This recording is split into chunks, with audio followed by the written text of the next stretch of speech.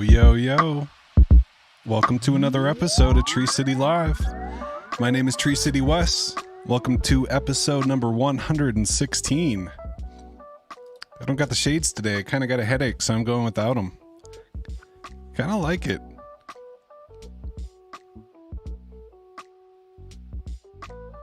What's up, Thomas? What's up, Janet? What's up, Clay?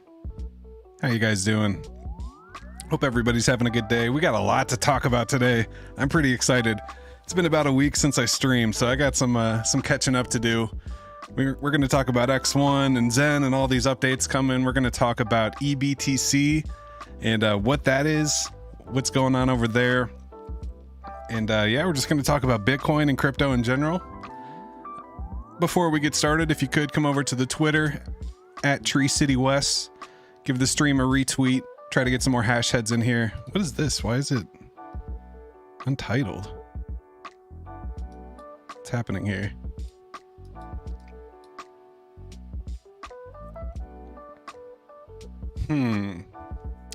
Twitter's hating on me. Why does this say untitled? Let's do a little on-pin. What's up, Diavro? What's up, Crypto Bruh? Welcome, welcome. Let me know how the sound is. I just remembered, hopefully I'm not too loud. How's that? What is going on with my tweet here? Why does it say this? Let me fix this real quick. So first we gotta unpin it, and then I think we can go in and edit. No edit? Oh, it's still pinned. It's not pinned. Why is there no preview? I don't like it.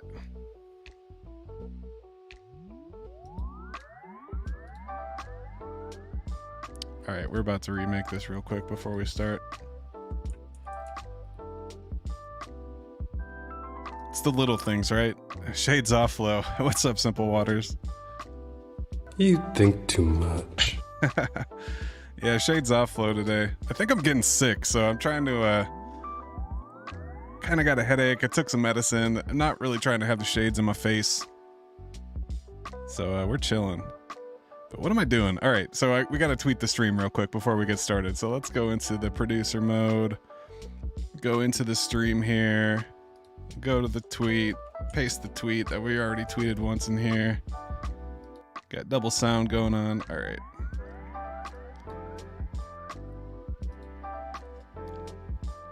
See if it's yeah, what the fuck? That's weird. Untitled. We'll roll with it. No thumbnail today, I guess. Fucking YouTube. All right, let's go check out the crypto bubble, see what's happening around the ecosystem. I was gonna set up E.BTC, but the private key setting weirded me out. Yeah, for sure. Key there is to create a new seed phrase. You know, just create a new seed phrase, sending it over the Pulse or whatever ecosystem you're working in. You know, don't use your main wallet. Don't use your hard wallet. You know, if you're doing this type of stuff, just kind of create a little burner wallet. Send over some crypto. You know, keep it safe. Don't expose yourself, because yeah, you never know. Like, I can say you can trust me, but can you really trust me? All right, let's fucking hash.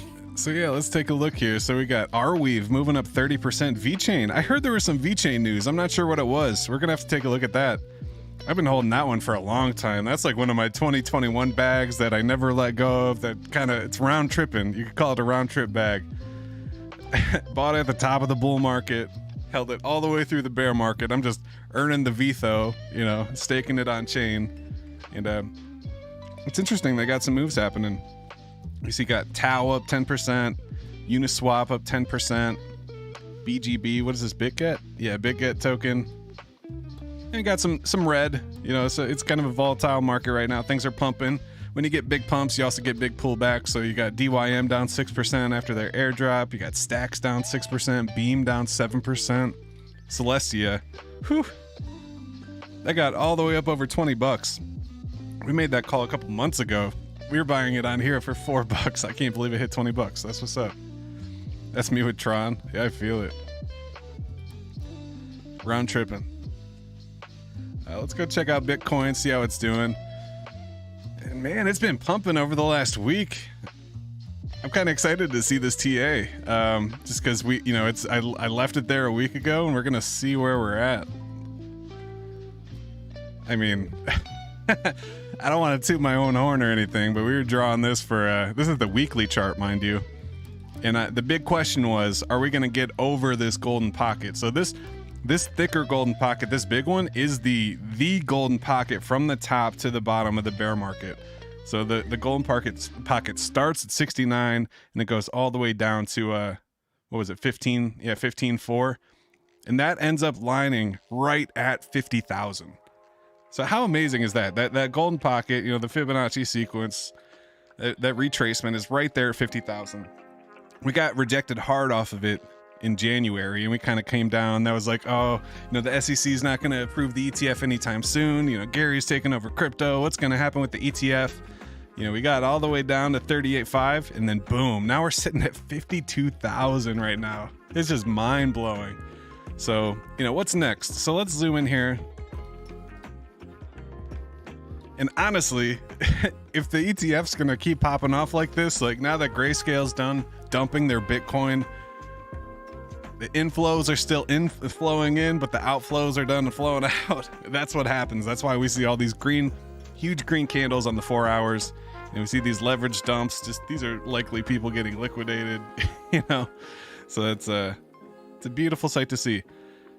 It's hard to short the market when it looks like this, but I mean, we really don't have anything until the top. Like, let's zoom out here. Maybe here at like 58. We're talking 50s, man. This is crazy.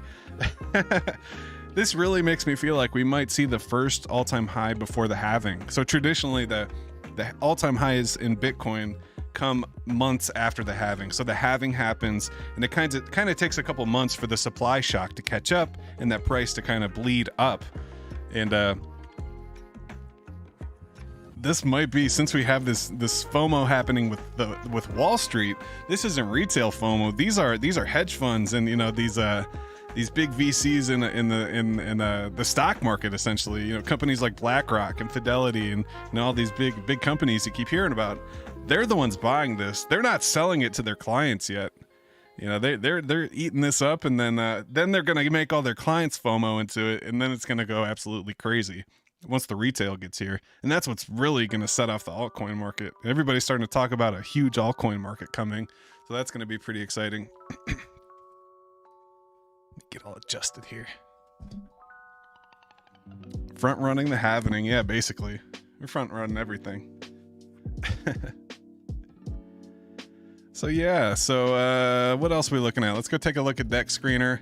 Got all kinds of stuff popping off. Altcoins are just going absolutely nuts right now.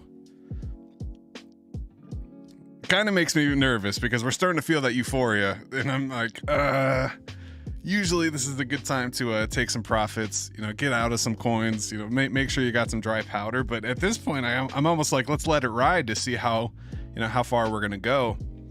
But definitely, if you're up like huge, definitely recommend taking some profits, because when things pump, but it's also got the early early bull market vibes. So see, Zen's been pumping the last couple days, back over 604. You know, this is, mind you, this is the daily chart here. So this is kind of going all the way back to October. If we zoom in here, really, we kind of hit this bottom right that first couple days of February. We got all the way down to 6028, and I actually bought some Zen down here. Let's see, I wonder if I can see it. I'm exposing myself. When did I buy the Zen? I don't know if you guys know that you can do this, but you can filter by maker, and you can pop your wallet address in here, and you can see when you buy and sell. So it's it must not, yeah, it must not be see me buying back here. It also depends which pair you use, and so this is V3. Yeah, this says I haven't bought them 4 months, which is not correct. But anyways, getting these nice big green candles here on the daily with Zen. We can kind of zoom in here. this RSI on the 4 hours looking a little toppy getting up there, but I mean, we can get really oversold. It'd be crazy to see Zen get that high up. But this is the level to be looking at right now. Are we going to get back above this 6045 that we were at a couple weeks ago? Be nice to get back above that. Pretty euphoric right now too. I know, man. It's just like, and we also need to change our mind frames to get, change our mindsets to get out of the bear market. That's the other part of it. It's like we've been getting our ass kicked for the last 2 years. So it's like at some point it's going to turn around. But is it now or are we too early? If you go by the halvings, we're early. And if we're early, that means there might be a big pullback. But there's also people like saying short the market, there's going to be a pullback, and then it runs up to 52,000 and all these altcoins are just completely exploding. My Cardano bag, Cardano hit 60 cents today. That's pretty amazing. I was buying it for 25 cents a couple months ago. So it's beautiful things happening. What's up, Zenthusiast? What's up, Tazenian? What's up, Craig Crypto? Mindbody Crypto? What's up, Mick Dingo? What's up, Rolando? Welcome. Hope you guys are having a good night. So we got all kinds of. I've been in so much stuff since we last talked. I had that Titan claim, and I, like a dumbass, I just kind of held it. So I'm just watching this Titan claim. I have a bunch of liquid Titan just bleeding out right now. There's some project that was supposed to launch called King X or something, and then they decided not to launch because they didn't get the audit back. So that caused this huge doom wick all the way 605. So that's crazy. So I'm kind of stuck holding the bag with Titan X right now. Got Zone's been absolutely pumping lately. Why this is pumping, I don't know. Maybe this is like a low barrier to entry to X1, considering the price and everything. I just still have the 25 zone that I've been sitting on from when we mined it. I kind of, grabbed it that first day, and I haven't really done much since then. So I'm just holding it at this point. But that's a beautiful pattern right there too. It really broke out. And this is kind of a textbook. We hit the resistance, we break it, come back, retest it, confirm it as support, and then boom. I mean, that is textbook right there. That is beautiful. Beautiful. You got DBZen sitting around $1, kind of a pullback on DBZen. Some people are disappointed in Mastodon in the launch. Just kind of there's some people having trouble listing their NFTs, and people aren't sure how to search. At first it was like I could only find the DB's NFTs. I couldn't find the NFTs. To be honest, I haven't really looked since that first day, so maybe we'll take a look at that today. But these prices on DBZen are pretty awesome to see. Back to 5 cents for Binance DBZen. Over 2.5 cents for Phantom DBZen. Like, whew. What was this? We got Wix up to 8 cents. That's crazy. People just going in. We got Pulse Chain DBZen. That was pumping for a couple days, kind of coming back. I was kind of saying this looks like a cup and handle, and it still kind of does. We can just move the pattern a little bit. If I could grab it. All right. Oh, it's a drawing. That's why. Anyways. What else we got? Satoshi VM. This is one I was kind of bag holding on. I got the brief chance to sell it. There's like an hour for today where I would have been in profit, but I didn't pull the trigger because I was at work. And then someone else looked like they were in the same position as me, and they just dumped their position. Now we're back below break even. This is one. Once we get back above break even, I'll probably take my position out of there. ZKZX. This is another one where I should have taken profits and I didn't, and now it's back to break even basically. It is kind of in this juicy pattern though. I'm curious where the golden pocket lies. Wrong one.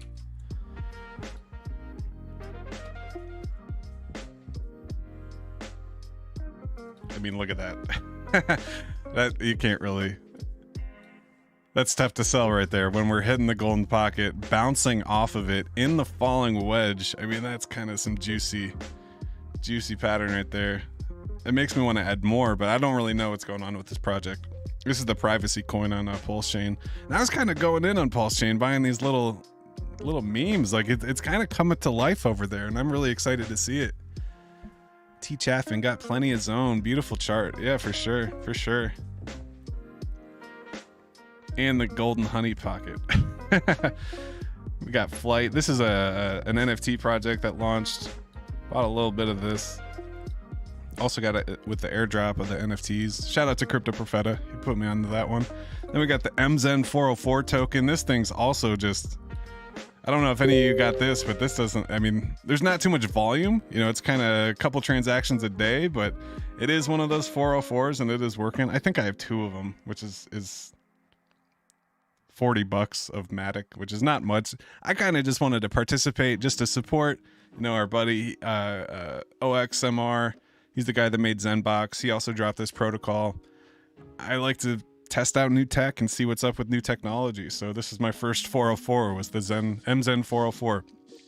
And within the 404 contract, there's actually the ability to burn Zen, and it changes the color of the NFT, which I think is awesome. I mean, that's kind of what I was into with the Zen maps, being able to change, you know, my thing was putting the message on the NFT so you could customize it, but also kind of being able to burn and change the color. That's a really cool idea. Like, what is so say you can make a burn NFT, and the more Zen you burn, like the deeper and darker red it gets. So at first it starts out like white, and then it turns a little yellow, and then red orange, and then, you know, it just continues to get like more flames and stuff. That'd be a pretty cool NFT idea, you know, with this whole 404 thing. Craig Crypto says, what does 404 mean? So 404 is the standard. It's like like we say ERC, you know, 721 is an NFT. The ERC20s are tokens. So ERC 404 would be the standard of its, like, the token / NFT. But it's also kind of interesting because the 404 is like it's like a meme in internet technology. It's like the old error if a web page doesn't load, you get 404. So, like, I don't know if that's like an omen for this protocol. But the one thing to be careful about with 404 is standards like ERC 721 and ERC 20, and, you know, there's like the 1157. You know, these types of standards are standards that were approved by the Ethereum Improvement, the EIPs. There is no EIP for 404 yet, and they've already changed the standard several times, just kind of finding bugs and making it better, finding ways to make it work how they want it to. So as it becomes more popular and gets more traction, the developers come and they say, oh, no, do it this way. And eventually they're going to have a final product, and they'll probably put it through the EIP process, and then it becomes an official Ethereum Improvement standard, like an ERC 20 or an ERC 721. So I kind of put the pause on the project I was working on because the standard isn't ready yet. So I had built that contract and was testing it, and then the next day they're like, oh, no, now there's this 404 plus with a couple different functions to make things better, and it has this like token output in this, you know, the URI and the different stuff. So it's like, I'm gonna hold off until that becomes an official EIP standard. I don't want to waste my time. Say it never does become a standard, never takes off. It's not really being embraced, you know. I guess it was because people are making money off of it, but I'm curious if the Ethereum developers actually have it become a standard. And if it does, then we're gonna go in on it. It sounds like crypto. Yeah, exactly. It's fractionalized tradable NFT as a token. Yeah, exactly. Shout out to the work on EVMBitcoin. Thank you, sir. Thank you. Yeah, so I wasn't sure if you were aware, T-Chef, and so over on the X1 testnet, I actually made a 404 contract for Zenians. Let's go check it out real quick. Just while we're on the topic, one of the things we got to get caught up with. So I created this. This is on the fastnet. What did I call it? Oh yeah, it was Pulse Notes. I was gonna drop it because I was gonna drop it on Pulse Chain, have it be a Zen burner on Pulse Chain. So this is actually working. That's kind of cool. People are still minting as of 2 days ago. So these are token IDs, and you can write a personalized message on the front of the NFT. And I kind of, you know, obviously I got the idea from Zen Maps, but I wanted to have it be the 404 standard with the SVG data and be able to update the text on the front of the NFT. And I built it and it worked, and it was all good. And then the next day they're like, oh no, the standard's different now. You gotta rebuild everything. And I'm like, fuck. And then the next day after that, they're like, oh no, we're changing it again. You have to have this certain output function. And I'm like, okay, I'm gonna hold off. But this does work. You can trade it on the Fastnet, like as a token and stuff. But this was like last weekend. So that was something we were playing with. But there's also the Gophers 404 on Pulse Chain, and I mean, just like, look at this chart. My break even's at $600. We're currently at 1,100. I don't have a full token, and that's what's kind of cool about this 404 standard is this is an NFT of a Gopher, but you only can see the NFT if you have one full token. I just bought like, was it 0.75 to speculate, which was like $20 at the time, $30. Now it's worth $80. So that's kind of cool, you know, like kind of doubled up on some speculating of an NFT project without having to buy the NFT. I just bought a couple tokens.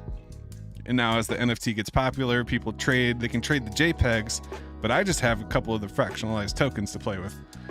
Anyways, as quick as that came in, it's kind of going out just as fast. So the 404 thing might have just been a fad. We'll see what happens there. Cool tutorial about contract writing on X1 Fastnet would be sweet, as I have not a clue about writing contracts. Yeah, it's kind of funny. Once you get the hang of it, the thing about EVM is that they're all the same. So once you learn one, you know all of them. So like if you learn how to deploy a contract on Ethereum, then you can also deploy a contract on Phantom, Avalanche, X1, DevNet, X1 Fastnet, Pulse Chain, any type of EVM, and that's what makes it cool. That's what makes it interoperable, is the interoperability of the smart contracts using the same Solidity language. It's all built on Ethereum, so definitely the easiest way to do it is look up Remix. It's an IDE, which is basically a coding platform, and you can deploy contracts directly from it. Or you can use something more advanced like Hardhat, where it's all command line and you can deploy and verify right from the command line, which is pretty cool. So then we got our new thing. I haven't streamed since this whole E.BTC thing happened. I think I built the tool and then I kind of talked about it for about 30 seconds on the show. And I mean, since then, this thing's just going absolutely nuts. Nuts. So we're going to get into this. We're going to talk about this after we get caught up on X1. So, hell yeah, thank you, Tazinian. Bruh is a real one for sure. You guys are nice, thank you. So, yeah, let's talk about X1 for a minute. Let me get my windows here. Got my notes. So, been kind of doing some deep dives, some research on some X1 stuff, and excited to talk about it and share it. It was interesting because a couple days ago, Jack said, what did he say? Get your vocabulary ready for the eigenlayer. Go learn all those eigenlayer terms. And that's exactly what I started to do.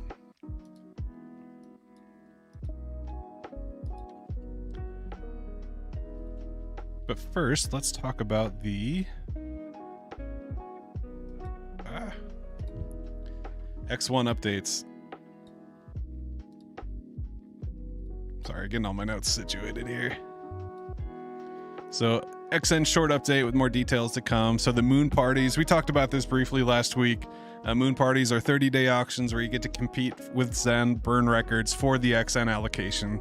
So that's coming back to life. That's pretty exciting to hear about that again. I kind of thought that went away. I didn't think we were going to see that again. And yeah, they're bringing it back. So that's exciting to see. Also, this one was surprising to me. Zen NFTs of different classes get amplifications in the same auctions for the original Zen burn records, plus Zen yield at maturity. So my first thought was like, oh shit, I need to go get some limited and some Apex, some different classes of Zen NFTs, and it's kind of poking around, and I noticed on Optimism.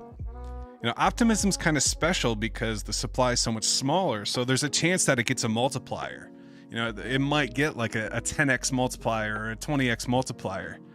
And if that happens, that might be one of the best ways to get it, because you can get a limited,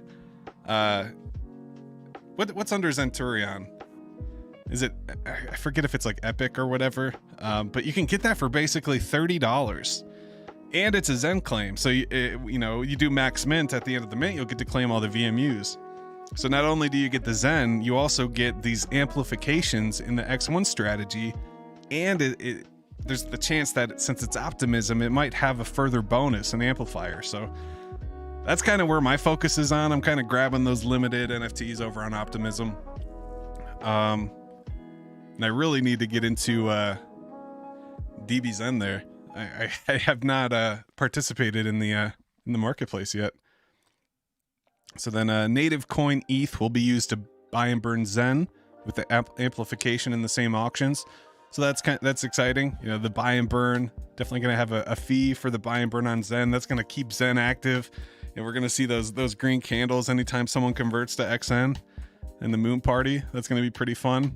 And then the final thing that we're going to talk about is the ETH liquid staking, Lido style, ETH yield plus XN yield with liquidity token XETH. So how does that happen? How is that going to happen? How are we going to stake ETH to get XN yield?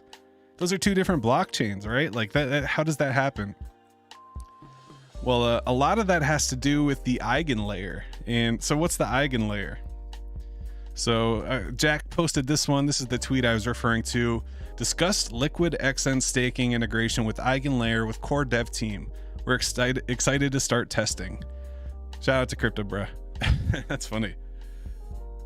And Augmented, and Crypto Profeta, and Tazenian. Look at all these people. And Rolando. All you guys, that's great. That's funny. But so what is the eigenlayer? That's this whole thing. So it has to do with how there's nodes and validators, and there's certain special validators. So if you're participating in the XN network, in the X1 network, testing everything out, we're setting up these nodes, and there's read-only nodes, and then there's validators that can execute and run transactions. So those are two different things. The nodes are kind of like messengers in the Ethereum X1 world. They carry information between the users and the network, and you can think of them as like a postman delivering a letter. Now that's a read-only node. You can get information from other nodes, but the other nodes don't make new information. They just kind of rebroadcast and keep a copy. So if there's another node that needs a copy, you can copy it from another node, and that's the peer-to-peer. That is what so that's exciting. There's no central place. That we need the nodes. So the nodes are like those messengers. And then there's validators, and the validators are kind of like the nodes, but they're like super responsible nodes. They check if transactions are valid, and they keep the network safe. They check for bad transactions and bad data. And we're seeing a lot of that in the network now. So Jack touched on that. In the chat, he mentioned that they actually were trying to fork the network and do some load testing and trying to see if they can break the network. So we wanted to see how X1 handles chain forking in case evil validators decided to take over. So after the chain was successfully forked, and that's what we did, when you had to copy the data and respin up your node and resync everything, that was the fork. So after the chain was successfully forked a couple weeks ago, we exposed unsanitized code path that was referencing the wrong validator count, causing nodes to crash. Patch with fix was released and rolled out to nodes as chain consensus remained stable. So that's kind of cool. They found a bug and they fixed it before it locked up the network. So that's pretty exciting to see. I noticed this yesterday. This is right around when I got off work. Well, I noticed when I got off work, but a bunch of nodes went offline, and then the chat started going nuts. They're like, guys, my node stopped. I'm showing offline, and someone pinged me in the chat. Shout out to you, whoever. I can't remember who it was, but someone's like, hey, Wes, your node's offline. I'm like, oh shit. So I had to go in there. I had to resync my data. So I ended up deleting my chain data, downloading the tar file, unpacked the tarball, resynced everything. It took, maybe an hour. And then, we're all good at that point.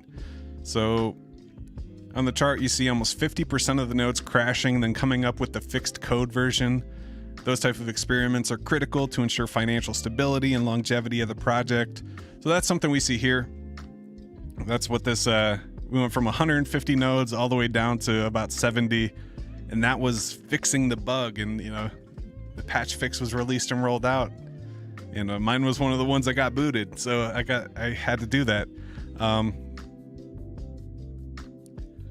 So that's kind of the role of the validators. You know, you have to keep your validator up to safe, and they're basically these guards of the network that keep the network secure. They got to protect a bit against evil validators. So all the good validators, there has to be more good validators than bad validators. And as long as the good ones stay online, they sync with each other, keep their nodes up to date. If the network goes down, you reload, you know, get everything up, no downtime.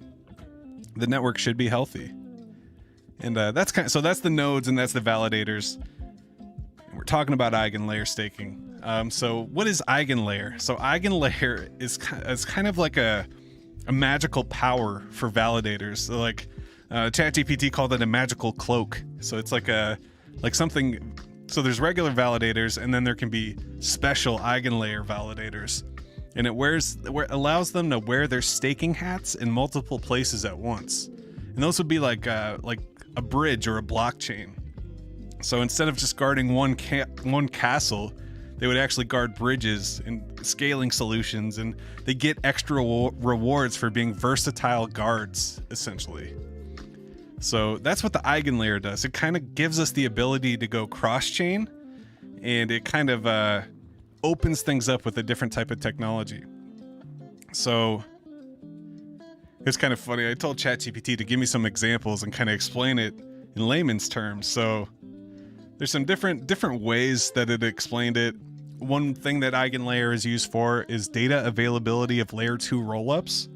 So it says to imagine Ethereum like a city with lots of transactions, you know, in city streets, lots of traffic. Layer 2 rollups are those express lanes on the side of the street that handle many transactions. So say there's a bunch of bikers, you know, they use that special express lane, or the bus lane. You know, all the buses carry mass amounts of people in the bus lane, while the regular cars have to stay in their own special lane. What manages that is the eigenlayer. So that provides data availability for the layer 2 rollups. So it's kind of that special bus lane in the city street. It can also do enhanced cross-chain transactions, which allow validators to restake their ETH not only in Ethereum, but other public chains. So think of it as liquid staking, but cross-chain liquid staking. And that's kind of exactly what Jack mentioned in that other tweet. ETH liquid staking, Lido-style staked ETH yield plus XN yield. So you can stake your ETH on one side, and then on the other side, on the other blockchain, on X1, you'll receive XETH and earn XN yield. And that's also a feature of this eigenlayer. Also does things like decentralized sequencers for layer 2 rollups, MEV management, you know, between chains, pooled security for innovative concepts, and it's just a lot. So it's kind of this new advanced technology that I'm learning about. I don't know it yet, but we got to learn our vocabulary first. So we're getting there. Got a sick idea for E.BTC. Let's hear it, Numbers. What is it? Only 1,512 limited were minted on Matic. That's crazy. Auctions will be on all chains for Zen. Yes. Yeah, your burn records. Yep. Liquid staking is very interesting to me. I did a little research on Lido. Yeah, for sure. So basically you put in your ETH and you earn ETH yield. That's regular staking. Liquid staking, to put in your ETH, you earn ETH yield, but you also earn another token called SETH, or staked ETH. And then you can take that staked ETH and go do stuff with it while you're earning rewards. So you're staking and earning the ETH and the rewards, and they're holding your ETH, but you're earning rewards on it, and they give you staked ETH. So say you go and take that staked ETH and you double up, and now you have, you started with $1,000 of staked ETH, you put it in some shit coin, it doubled up, you pulled it out, and now you have $2,000 of staked ETH. Well, now you can go back to Lido and redeem it, and you'll get 2 ETH for that 2 staked ETH and swap it. So those tokens, those staked ETH tokens, if you make more of them, you can redeem more ETH. If you lose them, then you lose ETH. But while that's all happening, you're still earning yield as if you're staking and not doing anything. So that's kind of the special sauce with the liquid staking. Or you could just be awesome like Cardano and everything's liquid staking. Your tokens aren't locked. You could just trade your ADA. Working on providing my E.BTC liquidity right now. Hell yeah, man. Be careful with that. I got fucked last night. I went to bed and I'm like, oh yeah, I put most of my E.BTC bag in the liquidity pool, thinking like, all right, it's gonna trade sideways. I might dip a little bit. I'll end up with a little more E.BTC. I'll earn some fees overnight. It'll be all good. I wake up, price pumped way up, so it turned my 100,000 E.BTC bag into 15,000 E.BTC with like 3 million PLS. And I'm like, what the fuck happened? Like it basically sold all my E.BTC and I received the PLS. So that's good if that's your intention. You know, if you have a ton of E.BTC and you want to unload it, but you don't want to affect the chart, add it as single-sided liquidity to the upside. So when the price does go up, you slowly sell it and then you can pull it before it goes back down. However, if you want E.BTC, you got to play it the reverse way. And I'm still new to liquidity providing. This is something that I've always known it was a thing. I've just never really done research on it, and I never really cared to. Can only burn the other Zens to Vitalik's wallet. True that. So that's pretty exciting. There was also...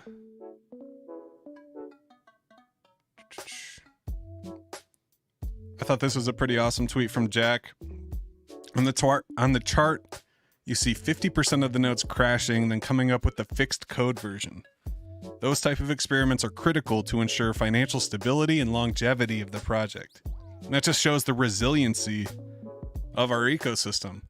You know, they were testing us with this, and no one's really talking about that. They wanted to see if 50% of the nodes go down, what happens? Does the community go to action? Do they actually go and do the thing? Or is it just going to fork and die off? And then, you know, they're going to yell at us and say, hey, you didn't spin up your validators and the network went down. But no, on the chart, you see almost 50% of the nodes crashing and then coming up. So they crashed and then we came back up. We fixed our code. We fixed our validators. We're a good network. You know, we're good network participants and we're keeping up to date. And that's what you need in a strong blockchain. So I thought this was pretty cool too. Just being transparent with the community, talking about the code. So code snippet with the fixes. And I don't know what this means exactly. You know, previously there was a regular function, but then they turned that function into an if statement with a warning that the index is out of range. So that's cool. It's interesting to see the code fix, how simple it is. It's basically just, this is what it was and this is what it is now. So instead of a function, it's an if statement.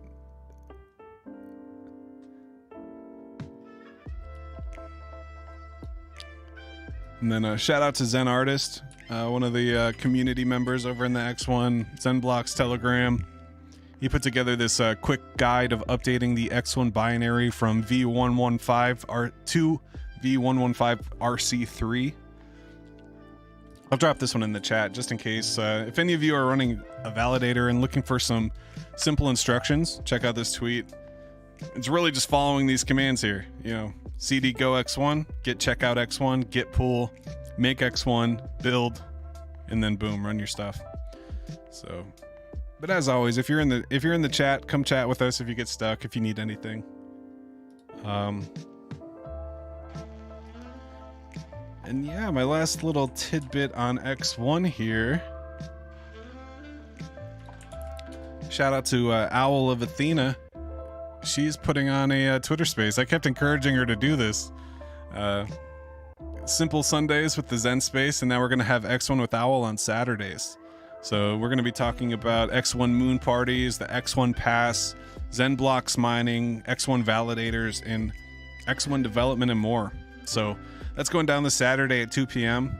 Tune in, and we're just going to be talking crypto, having a good time.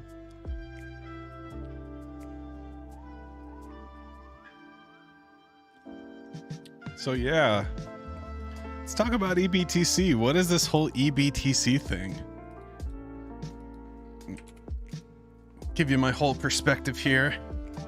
Obviously, I've been a pretty active community member over there, but I was really surprised to see this. Cypherius Prime himself, Mr. Jack Levin, tweeting about the E.BTC miner, said it looks like fun. So that it is fun. It is a lot of fun. It's pushing us. It's kind of interesting to see the advancements in the evolution of the process. Same as Zen blocks. It's like when we started mining Zen blocks, CPUs were the thing. And then, we found like the best of the best CPUs, and then it went to GPUs, and everything kind of changed. And that's kind of what happened with these bots. At first, the only way to mint E.BTC was with the smart contract directly. There was no front end, there was no, minting bot, there was no tool. Nothing had been built other than the contract. And to be 1000% clear, I did not build this project. It is not my project. I have nothing to do with the development or launch of that contract. I just happened to be in the chat. Shout out to the Zen chats. So I saw Zen Guardian in the chat, and he's like, I created this contract, I released it. Go mint some E.BTC. It's EVMBitcoin. And at first I'm like, EVMBitcoin? That sounds dumb as hell. Like, nobody's gonna do that. We already have Bitcoin. Like, we don't need EVMBitcoin. And then I started thinking, I'm like, well, there is that ticker Bitcoin, like Obama Sonic Inu or whatever it's called.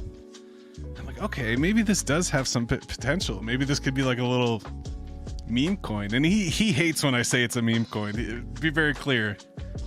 Not everybody in the community agrees that it's a meme coin, but I call it a meme coin. So I'm like, okay, this is pretty cool. I minted a couple batches with my wallet in the contract in a block explorer. But being Pulse Chain, the fucking block explorers are trash. They completely suck. All right, let's fucking hash. So I'm sitting there like, this sucks. It keeps crashing. I have to refresh every 5 minutes. It gives me that same error. Invalidate or refresh. So I'm like, okay, I'm just gonna build a Python script that allows me to mint this automatically. So I did that. I minted. I'm like, okay, this is cool. This is really easy. I put in my address, put in my private key, mint a batch, and I kept doing it over and over. And I'm like, all right, let's build a tool. Like, why not? So I decided to put together that little. It's a React JavaScript app. So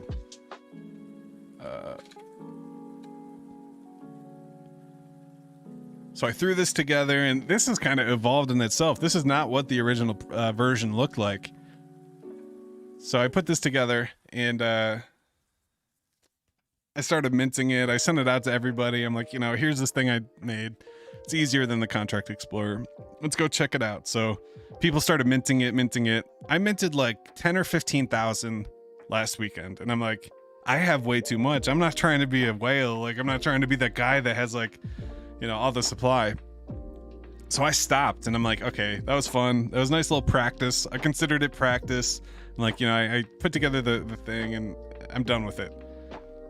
If it blows up, I'll have my 10,000 E.BTC. And then like 3 or 4 days later, I pop in and I see Numbers. Shout out to Numbers. He's absolutely grabbing this thing by the horns and leading us along. He created the Telegram. He created the Twitter. And the next thing I see in the chat that the halving happened, and I'm like, what do you mean the halving happened? 210,000 transactions happened? Like, yeah, the halving happened. So I'm like, oh fuck. And I'm like, I gotta get on this. The FOMO totally hit me hard. I started minting over and over and over.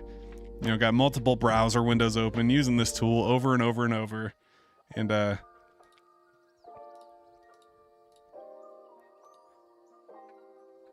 so then I'm like, okay, so if the halving already happened, we're going to need to keep track of that. Let's make a halving schedule. So I threw this halving schedule together. And then now we're already on the 5th halving. So right now you can only get 1.56 EBT per mint. You know, last weekend you could get 50 EBT per mint. Now it's 1. And it's limit 25. So you can only get 25 EBTC per wallet. And this halving this is about to end. What? Are you serious? Jeez, guys. Who's minting this? Check this out. So as I was saying, so this is kind of like the CPU miner. This is the first iteration of the miner, the first one. So then the GPUs came along. No, I'm sorry. So the CPU was the smart contract. So that's the most basic. We're logging into the smart contract. We're minting this, and it's a pain because Pulse Chain sucks. This is kind of the GPU. So it's a lot faster interface. You can smash the mint button and it'll give you 5 transactions, and you just hit confirm 5 times and then boom. So now we're on to the ASICs. So Joseph from Zen.pub comes along and he's like, hey guys, I built something for you. And I'm like, oh God. So shout out to Joseph being amazing. E.BTC enthusiasts, we're thrilled to announce the launch of the E.BTC miner for Pulse Chain. Fully configurable, surpassed 25 transactions a wallet with auto wallet creation, gas optimized, auto transaction management.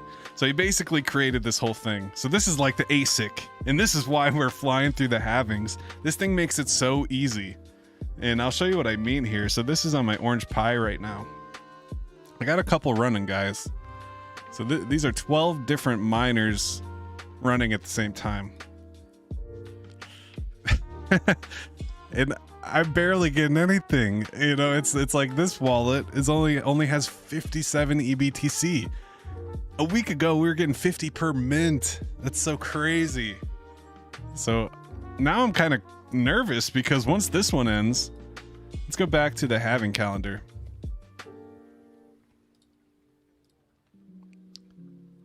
Are they using batch minters? Yeah, that's exactly what Joseph created here, was this batch minter. So you basically pop your private key in, pop your public key in, and it mints. It mints. It just does it. Here, I'll put it back on the screen so you can see. So this is 12 different ones running in Tmux. And it's just creating wallets and minting. But what I want to see is, we got to be getting close to break even. What's 1.56? So if we go over to Dex Screener,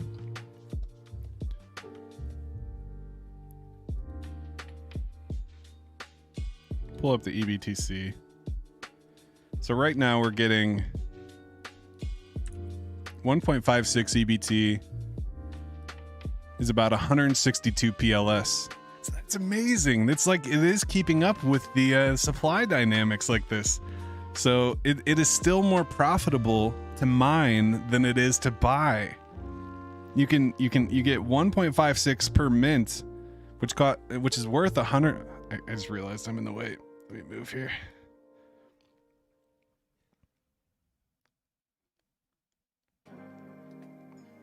All right. So right now you can get this. Am I still in the way? No, we're good.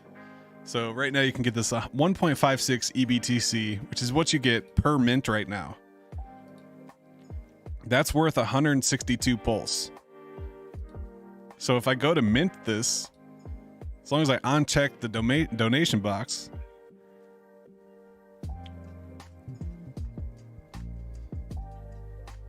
so a single mint right now is 90. So it's going for about 90 PLS, and that's 162 PLS. Worth 162 at this price. So it's getting borderline not there to mints. I mean, if we have this other halving, you're only going to get 0.78, and it's going to be there like within the next hour, it looks like. It'll be 80 pulse, which is, it's basically break even this next halving. Let's go $100 a token. So unless this price appreciation continues, it's not going to be profitable to mint after this next halving. Hopefully we continue. Yeah, now we're starting to see, and that's the other interesting thing. The reason why the price is going up is because people are removing liquidity, and it's causing a bit of a supply shock. You know, at first we had a problem where there was no PLS and it was all BTC. Now we have $4,000 of PLS and there's only 1.7. There's only 114,000 E.BTC in this pool. And that's what's really driving the price up. It's really getting supply shocked. If you look here, this is the pool that I created on 9mm.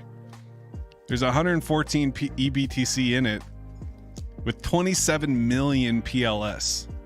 So there's $4,000 worth of PLS to $1,000 of E.BTC. TD says he's kicking himself for that first day. Me too, man. Me too. I'm pissed I left it in the liquidity last night. You know, at least I got the PLS, which is, you know, it's not like I lost anything. You know, I got mad PLS gains, especially when you consider what I paid to mint them. But it's like, man, I wish I still had it. I got a nice bag though, don't get me wrong. Let me see, let's see what we're up to here.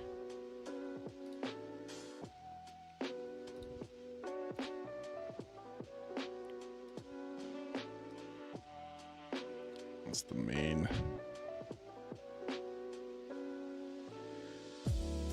Oh, so many Zen wallets.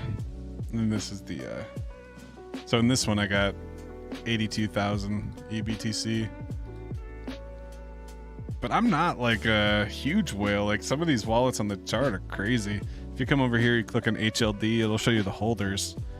And there are quite... I had that impermanent loss this morning when it pumped. Yeah, man, me too, me too. I wonder how my position's sitting. Didn't mean to leave a TG up in there.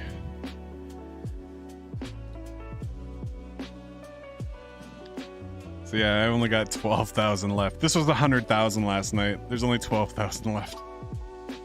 I did pull some of this though, just because I was getting nervous.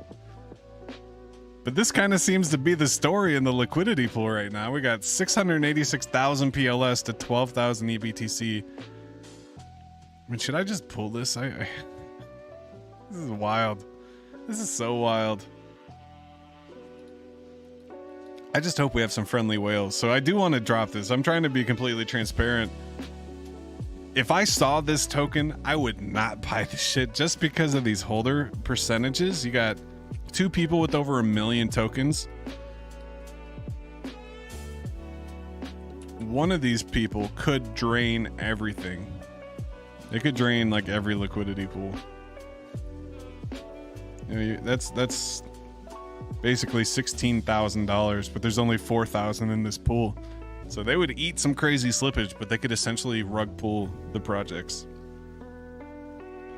But the other hand, that's kind of what happened with Mount Gox. So it's almost like it's destined to happen. Somebody's going to dump one of these top 10 bags and it's going to absolutely floor the project. And I'm just waiting for it to happen. And I'm waiting for everyone to point at me and say, you did it. But nah. It's definitely, am I even on the first page here? Yeah, I'm not even on the first page. That's nuts. That is nuts. I'm so mad. I should have closer to 200,000, but the LP got me. What's up, Richard? It's kind of joking, but I know a lot of people want to see this thing continue. Yeah, for sure. Got about 2,000 tokens at 25 per mint. That's all I had the time for. Yeah, that's how I feel. That's the thing that kills me is I did have the time. I was working on that stupid 404 project. I could have just been minting this whole time instead of working on that. Yeah, another one bites the dust. Are we still in the top? So earlier today we were in the top, it was the hot list or whatever. I think it was on Pulse Chain actually.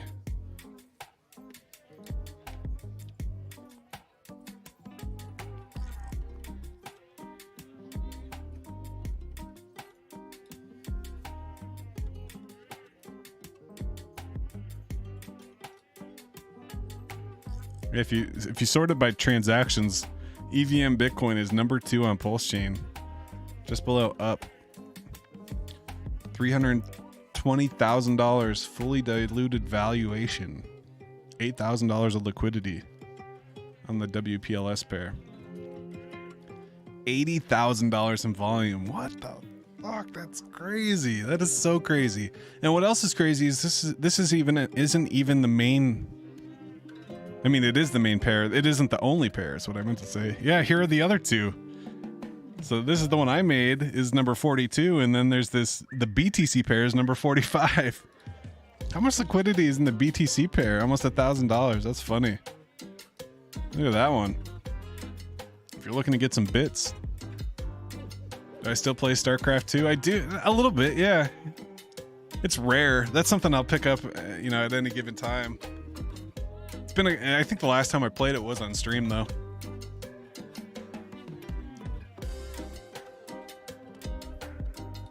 So yeah, this whole E.BTC thing is great. Shout out to Zen Guardian. I'm so happy he did it. Keeping things fresh, first principles, anybody can mint. And that's the one thing. If one of those big whales does dump, they got it fair and square. There's no real way to game the system other than writing a script and, trying to get ahead. But that won't kill the project. It's fairly launched, and if they want to do that, that's fine. But again, it's notyourmomsbitcoin.com. You can come here. Then also, just for transparency, I couldn't believe this. So I had that little donation button. Oh my God. It's almost up to $1,000. 6 million pulse. And some people just leaving me like, 100,000 here, a million there. I can't believe this. I just did this on a whim, so shout out to you guys for being amazing. I just can't. This is more than anything I've had on Pulse Chain, like combined. So it's just like, I feel like I need to do something with it, and I probably will. I just need to figure out what it is. It's probably going to come into the next phase of the project somehow.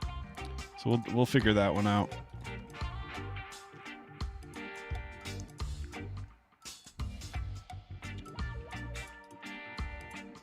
What else we got here? As I mentioned, shout out to Numbers. Created the Telegram group. If you guys want to come over to the Telegram, we're chatting it up over there. Love the cap. Thank you, sir. That's from our friends over at Zen Crypto Store. Definitely check out Zen Crypto Store. Good people, for sure. Shout out to the Zensei.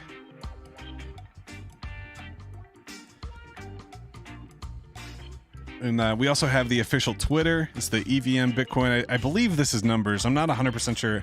I think he made both the Twitter and the Telegram. And there's also this other YouTube channel, which I thought was cool. He's throwing it together. Sorry about that. Didn't mean to make everybody go deaf, but it's basically just a live chart of the E.BTC on Pulse Chain. 24-hour, 1-minute chart. So that's kind of cool. Community's waking up. Tree City West live stream was here. That's funny. Cool. So yeah, there's just so much going on. As always, can head over to Hashhead if you're still mining. I'm still mining. You can see I'm up to last updated. Up to rank 165, so I am slowly moving up. I think some people started to cool off on the mining, so I was almost out of the top 200, but now I'm up to 165, so I'm moving back up to 164,000 Zenium with 25 super blocks. And then we're still running the hash token, so if you're staked in validator number 8, you can come over here and claim some hash tokens. Got to make sure you're on the X1 testnet network.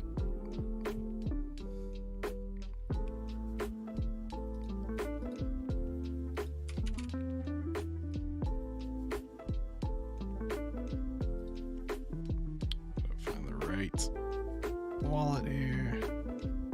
Oh, this is the Pulse testnet. Oh wait, what's happening here?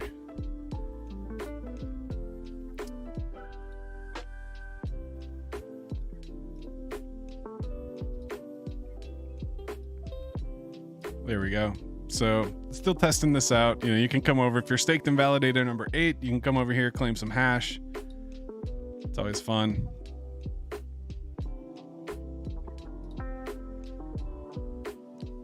So this should go up, and we'll have our stuff.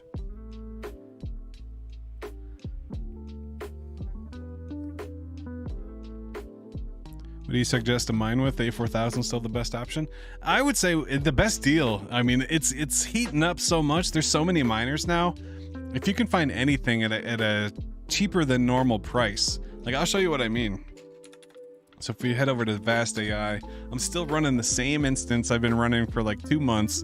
And this is actually the A2000s. And the reason why I'm running the A2000s, let's get all signed in here.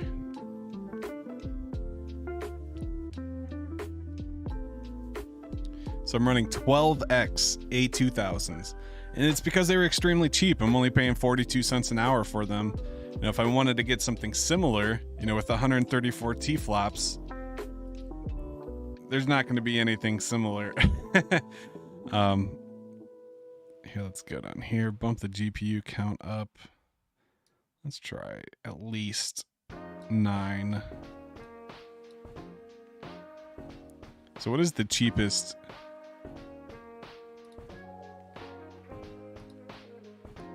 So you can't even get anything with more than 9 for over 80 cents. See, and that's a 1080. That's garbage. You can get 10x A2000s for 90 cents. Or you can get, I'm paying for 12 for 40 cents. So I'm not letting go of this instance for anything. Oh yeah, good call. Yeah, I meant to do that.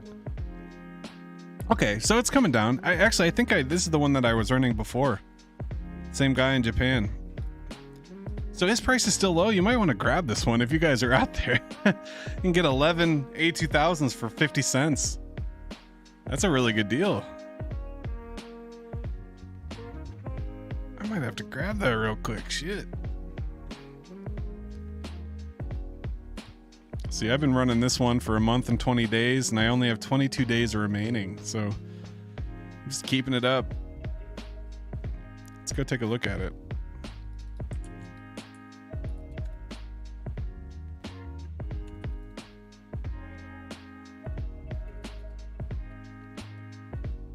Oh God.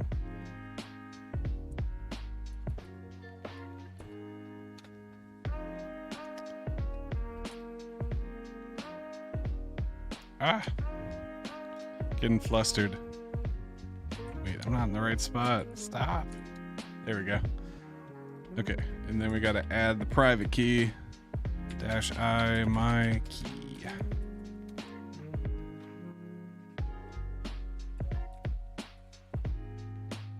Oops.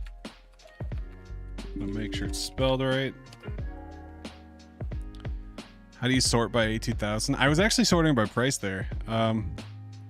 So look at this. I haven't rebooted this in so long. This has 919 normal blocks, 1,520 Zunis, and no fucking supers. Motherfucker. So that's good to see. But if you come over to the search, what I do, I'll sort by the price increasing, and then it shows the smallest price first, increasing down. Click on unverified machines. It's just the A2000 is usually the cheapest anyways, so I think that might be what we're seeing there. You can click on any GPU, and then oh yeah, there's no. I see what you're saying. I see there is no A2000 on this list. That's interesting. It's right here though. I use the filter, so I'll use the GPU count. I'll knock the GPU count up. I'll make sure it's unverified, and then I'll do the sorting stuff. It's like the deep learning performance per hour, per dollar per hour. T-flops per hour.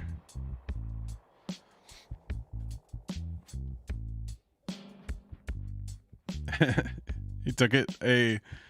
That's good. That's good. I mean, that's exciting. That's what it's all about. Healthy competition. Get them. I'm only doing one. I'm trying to, so my thing now is the longevity of the mining. I don't necessarily want to go so hard because I'll run out of cash. So now I'm trying to set up, like, if you look at this, this is only $10 a day. So, you know, that's, you know, every couple weeks I put in $100 and it lasts me. It says 300. It's more like 200 a month though. Don't tell my wife. No. So let's see if we got anything else over here. Yeah, not really. Did we pass the halving schedule while on stream? Let's take a look. We got to really think of the next step for this project. What's it gonna be? Oh, it's so close. Less than 10,000 transactions. Ugh. You took the 11 A2000s. Hell yeah. Supers are so hard to come by now. I know. I'm lucky. I got 25 of them. Also, if you guys are testing out X1, you want to do stuff on the test net, there's always the possibility you'll get an airdrop through testing stuff. So you can come over to zenmaps.io. This site's still active, still online. Feel free to play with it. Oh yeah, I forgot I did build the pulse maps one. Or not pulse maps. What was it?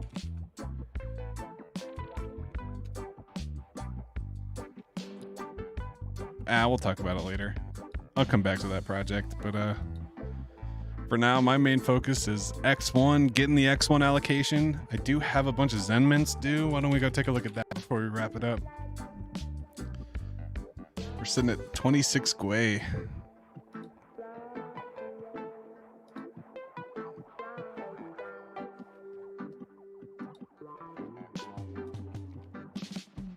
Man, this was due yesterday.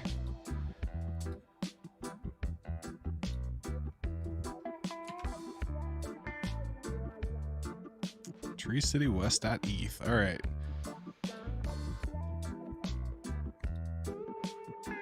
So this isn't anything crazy. Only a little 5 VMU, 264 days. Due yesterday. 26 ETH, 43 bucks.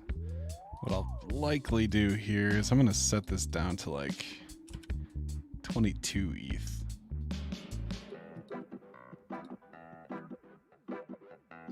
I'm just going to wait on ETH.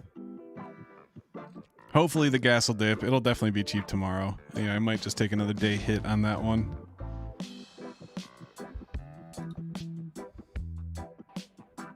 So it's February 15th at 2 UTC.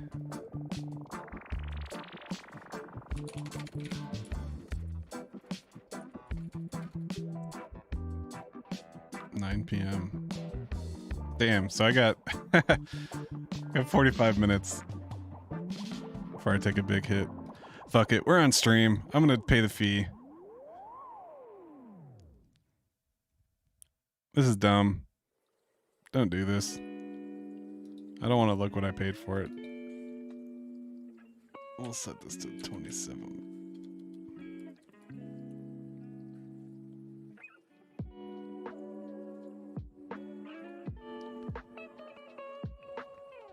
What's 83 million? I have 7 supers, 4.4k Zen blocks, and 6.2 Zunis. Can't wait for the mainnet. Hell yeah, same. What's up, Howler? Welcome. Wanted to see what 88,000 Zen's worth right now. Hopefully it's more than 45 bucks. Not to mention I also paid the claim, so that was pretty stupid. Yeah, that's not... Oof. That's a big oof right there. Let's not talk about that one. Almost up to a billy though.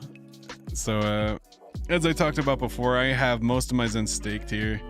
So I got like 2 billion staked, and then I got another. Once this unstakes on 420, I'll combine this billion with this billion, and then I'll stake it for another 30 40 days.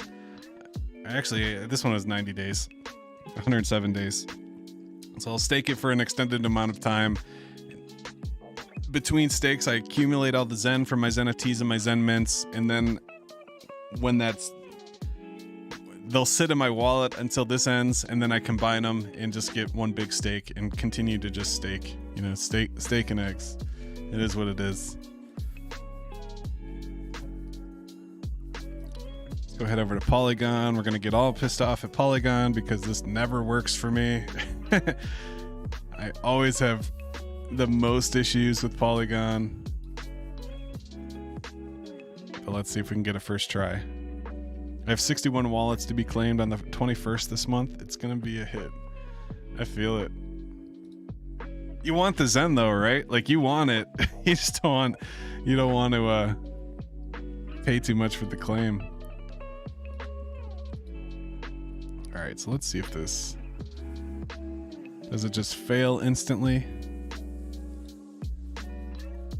So this one was 263 days, 128 VMUs, 2.5 billion. So this should put me over 10 billion.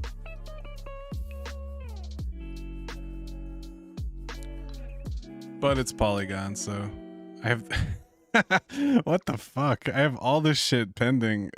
Oh, I hate Polygon so much.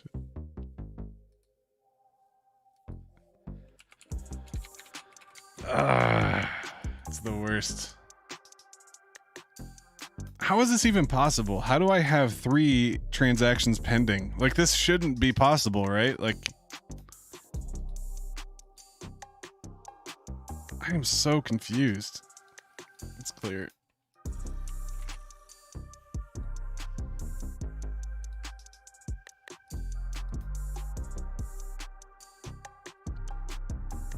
I don't know if I have a pending transaction though. Oops.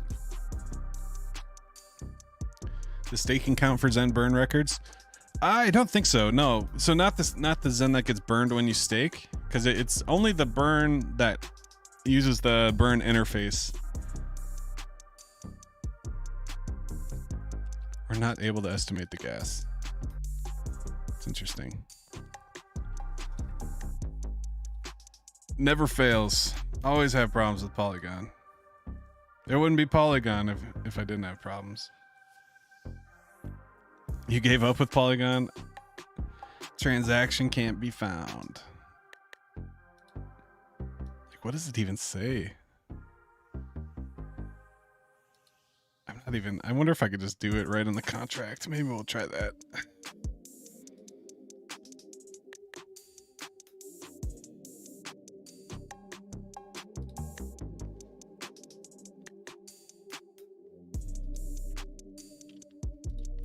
So I'm going into the contract on Polygon Scan, and I am going to try to claim directly in the Explorer. So we're going to hit claim mint reward.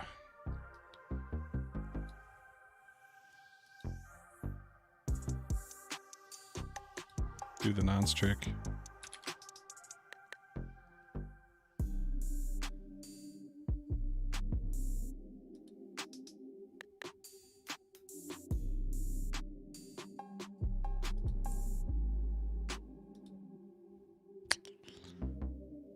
Why Polygon?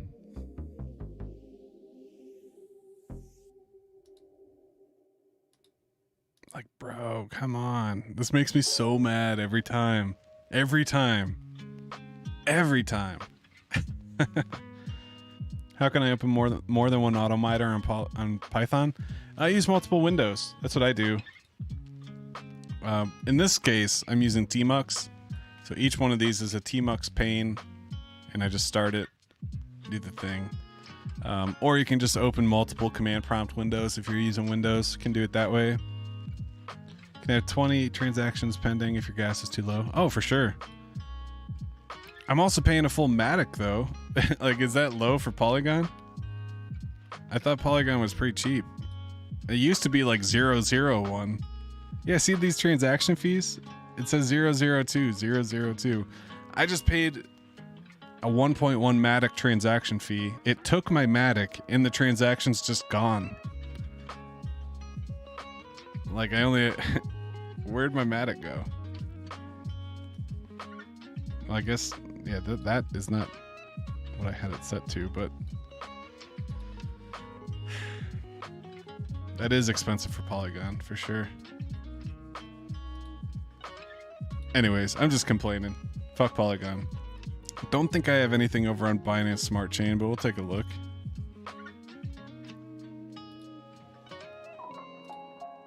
Yeah, that's not until the 1st. They start adding up in the bull market. Yeah, they do. You ever go back and look at the amount of fees you spent, like on a single wallet? Like if you have a wallet that you do like all your stuff, go see how many fees you spend. It's just like, it's a gut punch for sure. It's like, what the fuck did I do? All right, over on Avalanche, we got this guy. Token ID 119147.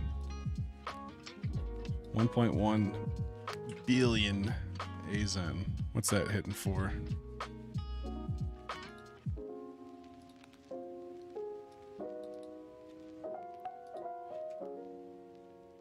Oof. It's the sea of red. About $5. 0.1.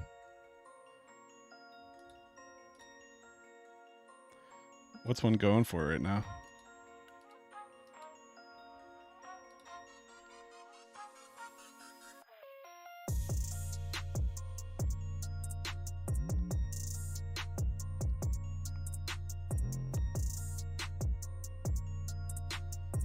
Why is everyone waiting on the bull market when it's already here? That's how I feel, man. That's crazy.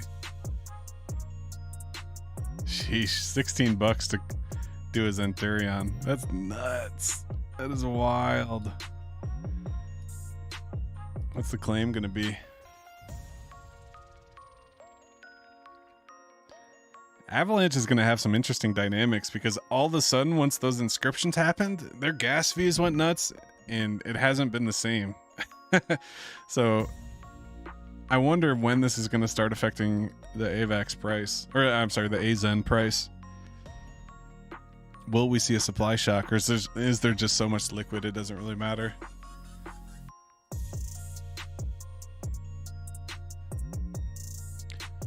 All right, we're up to 3 billion XEN. Let's go check out Phantom.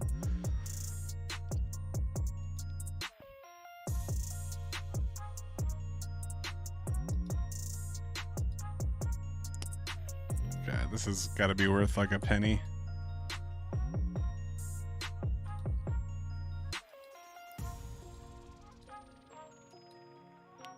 Too many damn windows open. All right, there we go. 10 cents. Hey. Oh wait, no, that's the wrong chain.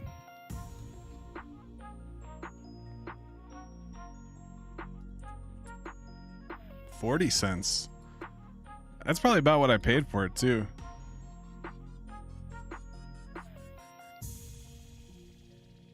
$0.10 to claim it.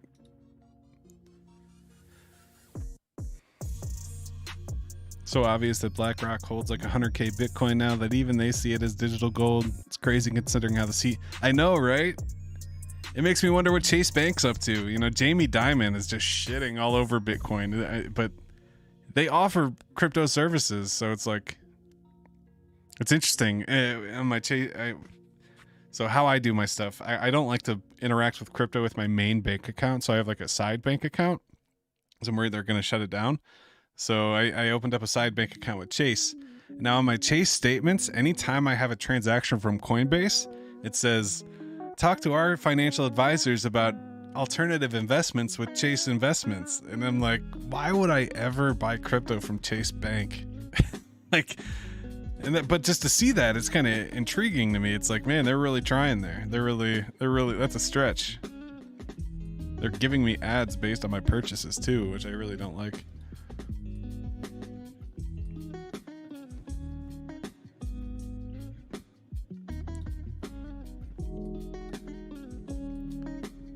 All right, so what do we got here? We got an Aquamarine over on Pulse Chain, 128 VMUs, 261 days, 2.7 billion. How's PZen doing? 8 zeros too. Yeah, I mean, it's looking pretty. It's making a bit of a recovery. It's not back here when the pulse chain thing was going nuts, or the DBZen thing was going nuts, but okay, this is worth 50,000. $7 a PLS. I'll take it. Ask Chase if they have Zen staking. They'd be like, all right, we're gonna shut your account down. I only have 17 in my wallet physically. Man, how cool would it be to be like unbanked? And I don't know anyone that doesn't have a bank account. Like, imagine being able to operate without having a bank. That'd be pretty awesome.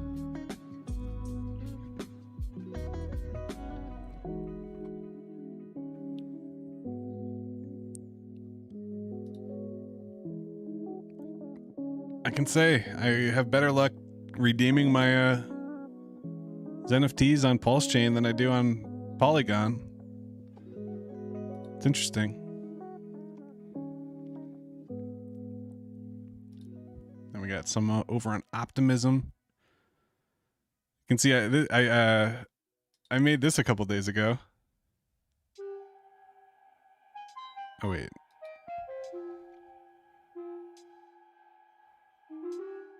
Yeah, it's this one.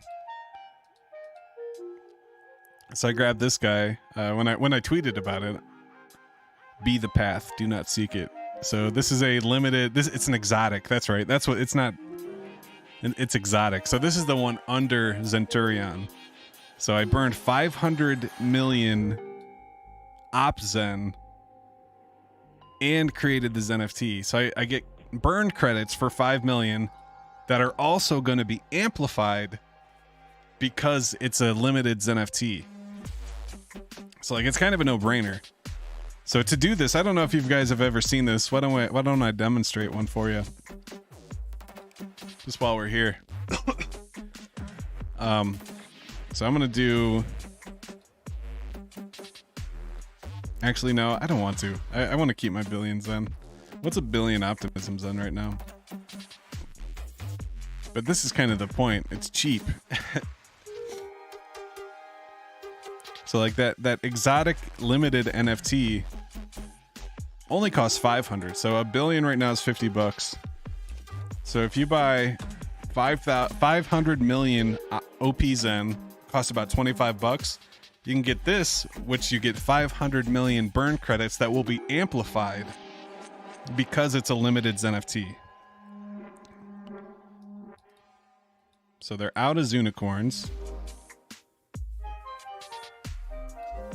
Or are they? What's happening here?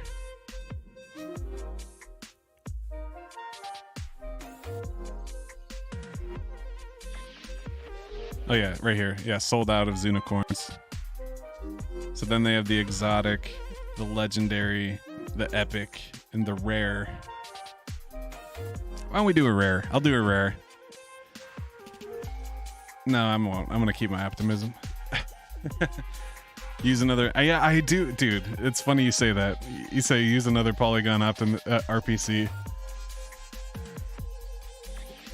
Let's use another Polygon RPC. Oh, this isn't the right computer. The other one, I have like 20 different Polygon RPCs listed, and they all fucking suck. It's like when I go to Chainlist and I look at Polygon, they're almost always all red. Like, it's just always like that. So like, this is the way you can see RPCs and their health status. When you come over here, it's just like, there's so many red ones. Why is half the network down? Like, what the hell? Half of them don't even have blocks listed. These are all on different blocks than these. Like, it's just a shit show. Like this one's on 535-71504. This one's on 588. This one's on 593. This one's on 594. These are block heights. They're all supposed to be in sync. Like, what the fuck? Fucking Polygon. It's because they only care about ZK now.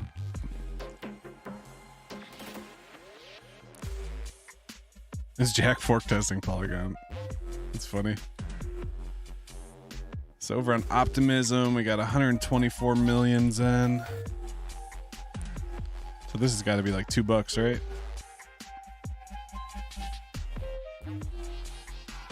$0.09 to claim. I'll take it. About $6. It's cool.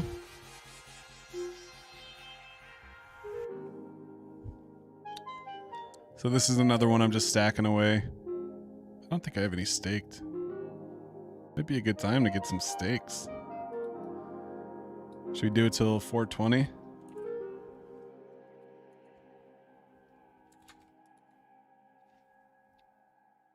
Get a nice 40 pack for this 1 billion Zen. I'll take it. Jack said 60 to 90 days to mainnet. I thought it was Q1, but I mean that's like less than 2 months, so that would be 60 to 90 days, I guess. Yeah, I guess that all those timelines match up. 60 to 90 days from December. I heard Q1, so it's like, yeah, I mean it's right there.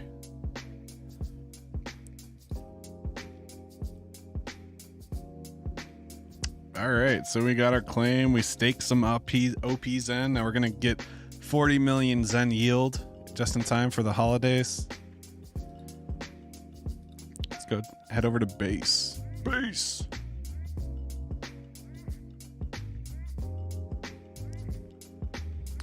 And it's going to be interesting if base has a airdrop.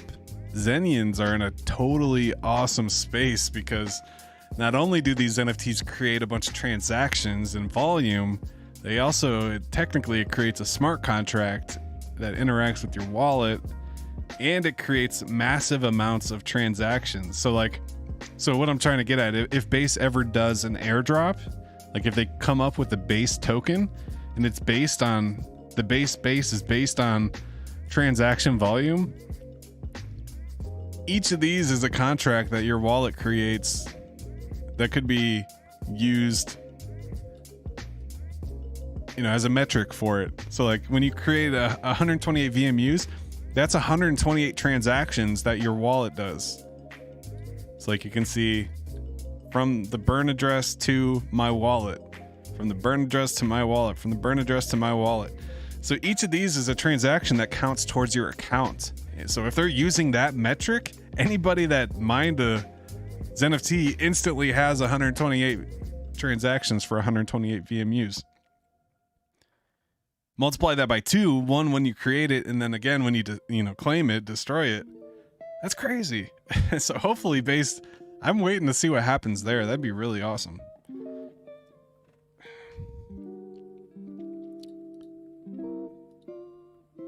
And then finally we got the OG. So if you guys are aware, you can head over to og.pulse or og.zen.network to claim your old forked NFTs on the Zen network site.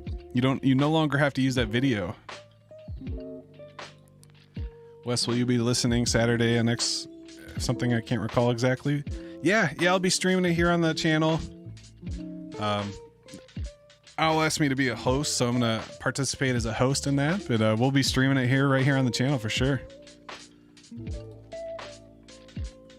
Wonder if I got I wasn't sure how early. I don't have very many because of when the fork was. Gotta make sure we're on the right wallet here.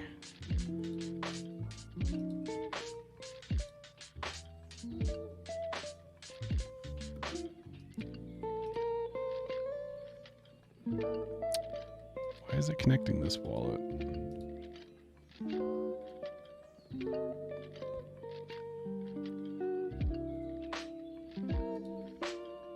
There we go.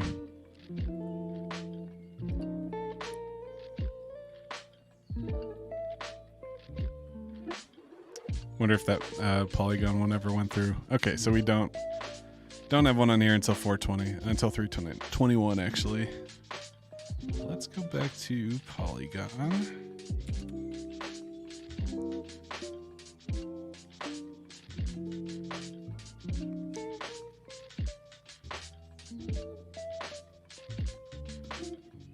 The other thing, this says I have 19 Matic.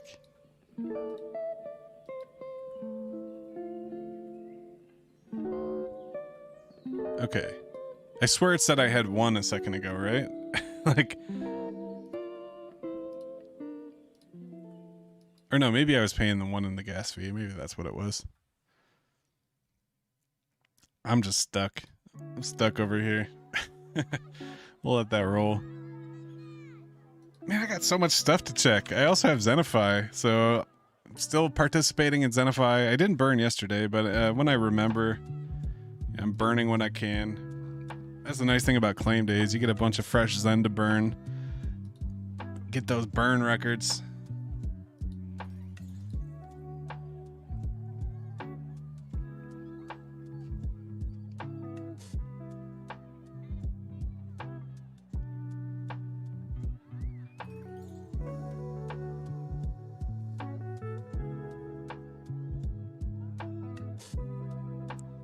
It's a little slow sometimes.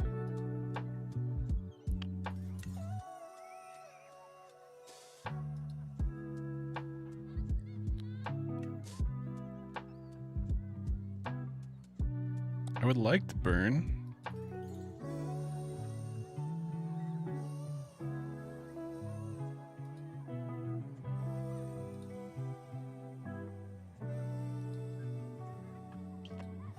That was why. Got to make sure you're on the right account. Shout out to the 36 watchers. Welcome. But we're just wrapping it up here, making the weekly Zen claims, checking out Zenify. We also got the E.BTC. Let's go take a look at that chart again before we get out of here. How we doing over there?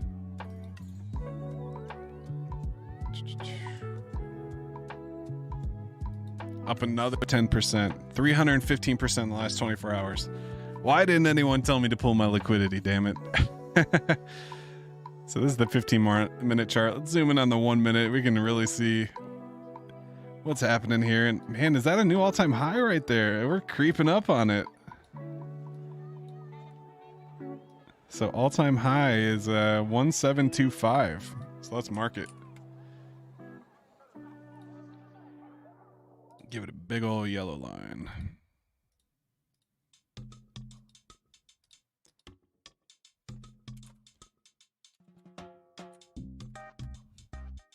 So there's the all-time high. We hit that for a split second.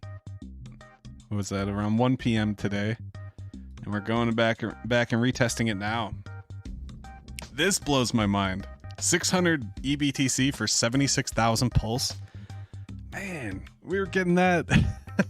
that was a wallet after the second halving. That cost like 300 pulse to make or something.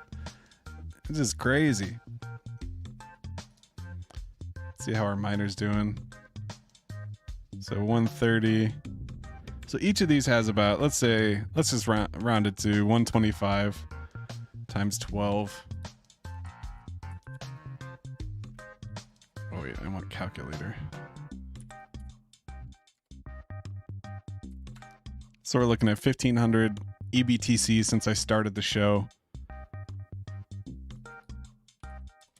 That's 25 bucks. 175,000 PLS. And I literally started this when I started the show because I was actually running it directly on this computer. Oh, look, this one's stuck. The middle one. I was running it directly on this computer. Oh, wait. Oh, no. Yeah, I'm good. This is actually on my Orange Pi. But I had to stream, so I cut off all the things on this computer, loaded it up on the Orange Pi, set up the TMUX script. And since then, I've made another couple thousand E.BTC. Look, if I'm getting a cold, yeah, I feel like it. Do I sound like I'm getting a cold? I definitely feel like it. Then this is kind of part of the lore with this whole chat here, or with this whole token here. So earlier today, some random person popped in the chat and says, "Hey, I like what you guys got going on here. I'm going to put you on Dex Screener for free." So normally this website charges over 300 bucks to get the logo, get the description, you know, and get on their stuff. But someone just randomly came into the chat and said, oh, I'm going to put your stuff on here. And then they did. Now there's the logo, there's the social media links, there's the description, and it's really starting to feel like a real project. It's amazing. I'm so pumped. But again, watch out for those wallets. Don't go all in, but you know, go all in with the mining and have fun with it, but don't expect, you know, I'm waiting for that Mt. Gox moment. I keep calling it that. I'm waiting for the Mt. Gox moment when one of these huge wallets decides to take massive profits and just let it rip, eat the 20% slippage, the 50% slippage, and just boom, down to zero. That's why I'm leaving a bit of liquidity in there as well, because I want to catch that fall if that does happen.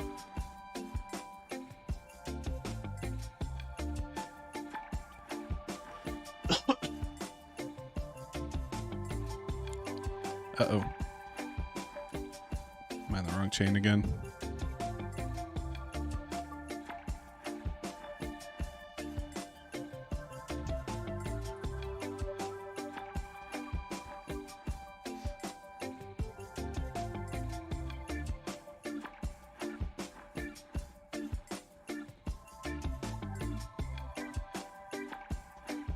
Okay. Just wanted to check out that LP position. Yeah, it's just filling up with more pulls as E.BTC's going away. That's insane. That's so cool to see. Just earning those fees. Earned $4 in fees today. I'll take it. But on that note, we've been going for about an hour and a half. Really appreciate you guys. Shout out to the 30 watchers. We're going to wrap it up for the night, but I'll be back. I'm going to be doing some more videos about E.BTC. We'll be talking about X1, the coming airdrop, the coming mainnet, testing out the validators, making sure the miners are running, you know, doing our thing that we've been doing for the last 3 months. Finally feels like the whole culmination of everything coming together. So getting really excited about that. But I'll be back live tomorrow. Come check in. And then this Saturday, tune into the Twitter space with Owl. Sunday, we'll have the simple Twitter space, simple Sunday. And yeah, I'll be around. If you guys need me, hit me up on Twitter at TreeCityWest. I'm also in Telegram at TreeCityWest.eth. I'll be in the E.BTC chat. I'll be in the ZenBlocks chat, in the Validator chat, hanging out. Yeah, I hope you guys have a good Thursday. And I'm heading out. Hope you guys stay zen. Peace.